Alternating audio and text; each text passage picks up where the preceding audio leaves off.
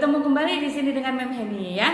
Nah, kali ini kita akan belajar masih di tema yang keempat, tapi kali ini kita akan pelajari subtema yang ketiga dan di pembelajaran yang pertama sampai dengan ketiga.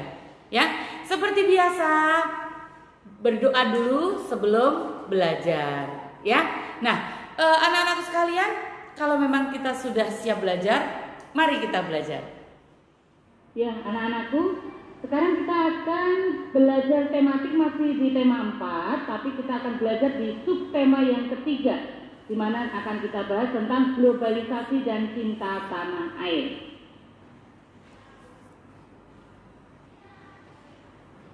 Ya, seperti biasa bahasa Indonesia masih di struktur teks eksplanasi ya, di mana struktur teks eksplanasi itu ada 3. Yang pertama yaitu pernyataan umum ya. Pernyataan umum itu mengenai topik yang diangkat, yakni menjabarkan tentang tempat terjadinya dan proses terjadinya suatu peristiwa.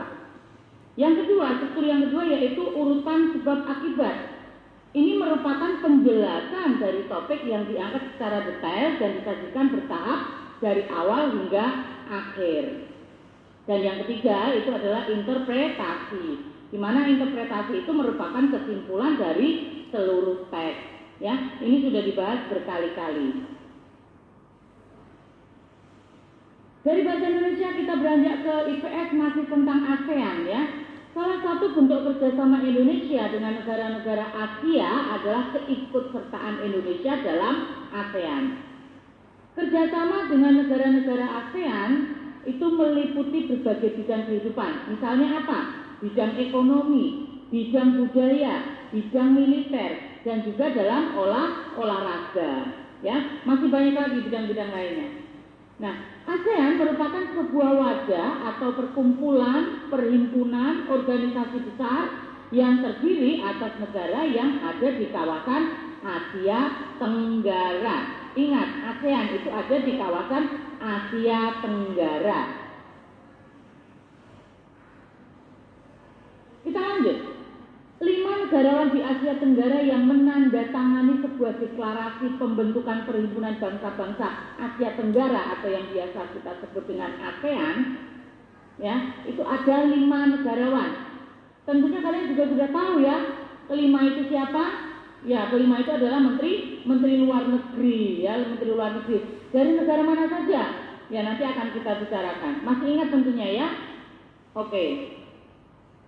ASEAN didirikan pada tanggal 8 Agustus 1967 di Bangkok, ibu kota negara Thailand, yang diprakarsai oleh 5 menteri luar negeri. Nah, kelima menteri luar negeri siapa saja? Iya, dari Indonesia ada Malik, dari Malaysia Tun Abdul Razak, dari Thailand Tanat Roman, betul, dari Filipina Narcisco Ramos, dan dari Singapura yaitu S. Raja Ratnam. Nah, ini juga mengulang materi yang lalu. Ya, kita lanjutkan. Kerja sama ASEAN di bidang ilmu pengetahuan dan teknologi itu antara lain sebagai berikut. Yang pertama, Biotrop. Biotrop itu pusat penelitian untuk biologi di Bogor. Yang kedua, RECSAM atau Pusat Penelitian Pendidikan Ilmu Pengetahuan dan Matematika di Penang. Penang itu di Malaysia. Yang ketiga, RELC atau Pusat Pendidikan Bahasa Inggris di Singapura. Dan yang keempat, SEARTA atau Lembaga Penelitian dan Pengkajian Pertanian di Los Banos. Dari IPS tentang ASEAN kita beranjak lagi ke IPA tentang listrik ya. Masih tentang listrik. Listrik merupakan salah satu kebutuhan pokok masyarakat global. Oleh karena itu, perlu upaya untuk menghemat listrik dan menyediakan atau membuat sumber alternatif yang dapat memenuhi kebutuhan akan listrik. Pengembangan sumber alternatif energi listrik dapat dilakukan dengan berbagai cara. Nah, salah satunya itu adalah pembangkit listrik tenaga surya atau PLTS. Nah, PLTS sendiri itu apa? Pembangkit listrik tenaga surya adalah pembangkit listrik yang mengubah energi surya menjadi energi listrik. Jelas ya? Oke, lanjut. Pembangkit listrik bisa dilakukan dengan dua cara, yaitu secara langsung itu menggunakan fotovoltaik dan secara tidak langsung itu dengan pemusatan energi surya. Nah, kita akan pelajari. Pembangkit listrik tenaga surya tipe fotovoltaik itu adalah pembangkit listrik yang menggunakan perbedaan tegangan akibat efek fotoelektrik untuk menghasilkan listrik. Solar panel itu terdiri dari 3 lapisan. Lapisan panel P itu di bagian atas, lapisan pembatas itu di tengah, dan lapisan panel N itu di bagian bawah. Nah, tadi dikatakan bahwa pembangkit listrik tenaga surya tipe fotovoltaik adalah pembangkit listrik yang menggunakan perbedaan tegangan akibat efek fotoelektrik untuk menghasilkan listrik. Nah, efek fotoelektrik itu apa? Efek fotoelektrik adalah di mana sinar matahari menyebabkan elektron dilapisi panel P terlepas. Ya, panel P terlepas. Tadi panel P di bagian mana? Bagian atas ya. Jadi di mana sinar matahari menyebabkan elektron di lapisan panel P terlepas, sehingga hal ini menyebabkan proton itu mengalir ke lapisan panel N di bagian bawah. Dan perpindahan arus proton ini adalah arus listrik. Ya, kita lanjutkan. Terjadinya ketidakseimbangan alam salah satu sebabnya adalah ulah manusia yang menggunakan sumber daya alam secara berlebihan. Misalnya apa? Misalnya terlalu banyak menggunakan bahan bakar fosil untuk membangkitkan energi listrik, sehingga polusi semakin merajalela.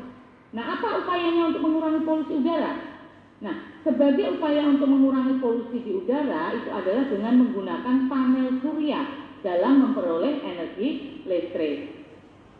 Nah, seperti tadi dipelajari di depan, bahwa pembangkit listrik itu dapat dilakukan dengan dua cara, yaitu yang pertama itu secara langsung menggunakan fotovoltaik.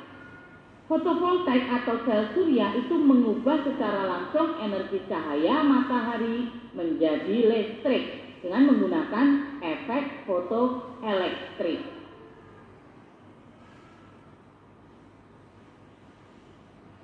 Cara yang kedua, secara tidak langsung dengan pemusatan energi surya.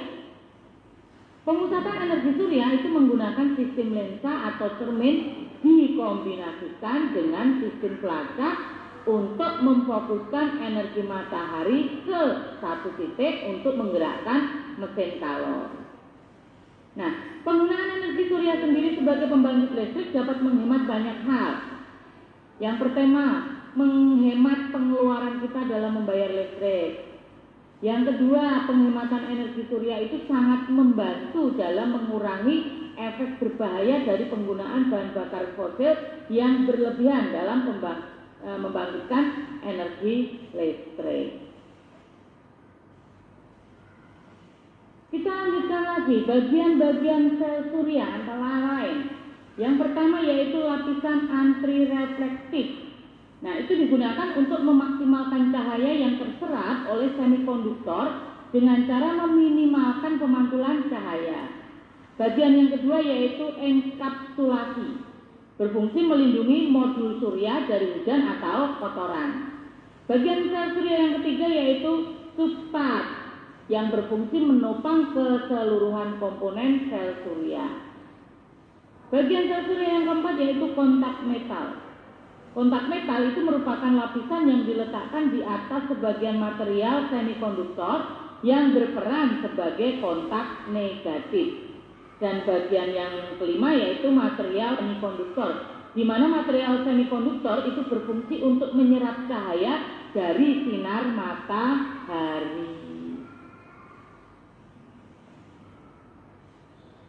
Oke, dari IPA kita beralih ke PPKN, di mana masyarakat Indonesia itu selalu dihimbau untuk lebih mencintai dan mengkonsumsi produk dalam negeri. Ya, sebagai warga negara Indonesia, sikap mencintai tanah air merupakan hal yang harus terpatri pada setiap orang. Nah, wujudnya bagaimana? Wujud cinta tanah air diantaranya adalah mencintai produk-produk dalam negeri. Nah, Kementerian Perindustrian mendorong program strategis yaitu peningkatan penggunaan produk dalam negeri atau biasa yang disingkat dengan P3DN, peningkatan penggunaan produk dalam negeri. Program P3DN itu merupakan upaya pemerintah untuk mendorong masyarakat maupun badan usaha agar lebih menggunakan produk dalam negeri dan memberdayakan industri dalam negeri. Nah, melalui apa saja? Nah, melalui pengamanan pasar domestik, mengurangi ketergantungan kepada produk impor, meningkatkan nilai tambah di dalam negeri. Nah, itu adalah program P3DN ya. Dari PPKN kita beralih ke SBDP, di mana salah satu cara untuk mempromosikan gerakan mencintai produk dalam negeri itu dengan melalui poster ya, bisa dengan melalui poster. Nah, poster itu dapat memberikan informasi kepada kita tentang pentingnya mencintai produk dalam negeri. Nah, selain poster, kita juga bisa menggunakan brosur ya. Brosur adalah suatu alat untuk promosi barang, bisa juga jasa yang terbuat dari kertas yang dimana di dalamnya terdapat sejumlah informasi dan juga penawaran mengenai jasa atau produk tersebut. Brosur itu biasanya disampaikan kepada pelanggan atau masyarakat secara gratis. Dengan tujuan apa? Dengan tujuan memperkenalkan secara jelas mengenai produk, mengenai layanan, bisa juga mengenai program ya untuk membantu usaha-usaha dalam pemasarannya tersebut. Nah, jelas ya, ada poster, ada brosur. Nah, sekarang perhatikan, kita mendengar ada istilah desain grafis. Ya, desain grafis itu mengajarkan anak untuk bisa memanfaatkan gambar sebagai alat untuk menyampaikan pesan atau informasi menggunakan komputer. Nah, kalau kalian punya cita-cita sebagai desainer ya, bagus itu ya. Nah, orang yang melakukan desain grafis itu disebut dengan desainer. Ilmu desain grafis itu sangat penting sekali untuk pembuatan seperti tadi, pembuatan reklame ya. Karena apa? Karena menggambarnya itu pintar sekali ya supaya bisa menarik ya, supaya bisa menarik peminat yang baca ya. Yang baca, yang melihat itu digambar sedemikian rupa sehingga menarik khalayak ramai atau masyarakat ramai untuk membeli produk tersebut.